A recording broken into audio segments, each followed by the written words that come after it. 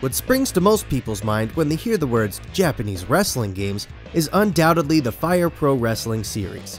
Spanning an almost infinite number of games across a handful of systems has left it with quite a legacy in both Japan and elsewhere. But I'm not exactly here to sing the franchise's praises. Instead, I'm here to shine some light on Konami's forgotten foray into the wrestling world with Jikkyō Power Pro Wrestling 96 Max Voltage. From pile-driving heels to elbow-dropping luchadors, Jikkyō Power Pro Wrestling certainly packs a fine punch. Not to mention an impeccable cast of characters. Want Simon Belmont to settle his score with Drac in the squared circle? Have at it! Have you ever wanted to pit our boy Sparkster against Goemon? Or how about Billy from Contra duking it out with a Snatcher? Then this is absolutely the game for you. That's right, this game boasts a stacked lineup of classic Konami characters all biting at the chance to put it all on the line for a shot at the title.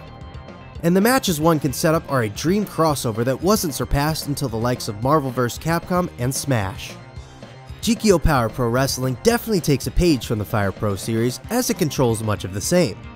For those of you unfamiliar with Japanese wrestling controls, it operates sort of like this. As you go to grapple an opponent, there's a small time frame where you will need to input a button and a direction to execute your move of choice, like down and A for a pile driver, left and Y for a scoop slam, or up and B for a suplex. If you mess up, it's typical that your opponent will end up sending you to the canvas instead, so make sure your timing is right.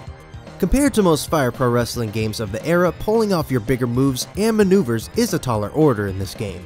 For example, if you come out of the gate trying to use your heavy grapple button, which is A, you'll be met with a hefty reversal.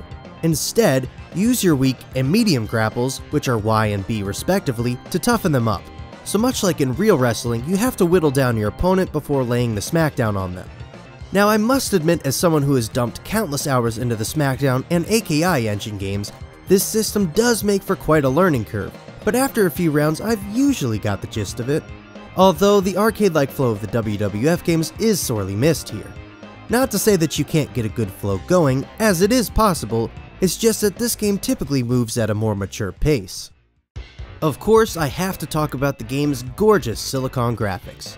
I'd be lying if I said it wasn't because of them that I really wanted to play the game. They really stand out amongst a lot of other games of the time with their faux 3D look. It might not seem like much now, but every once in a while I do have to remind myself that this is a SNES game pushing out these graphics and not an early PS1 game.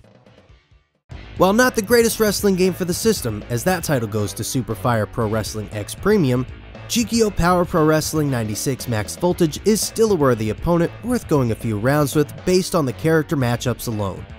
Just be warned that the controls do take a little getting used to, and odd choices like hammering the L and R buttons to get up, or double tapping directions to get back in the ring do leave me scratching my head.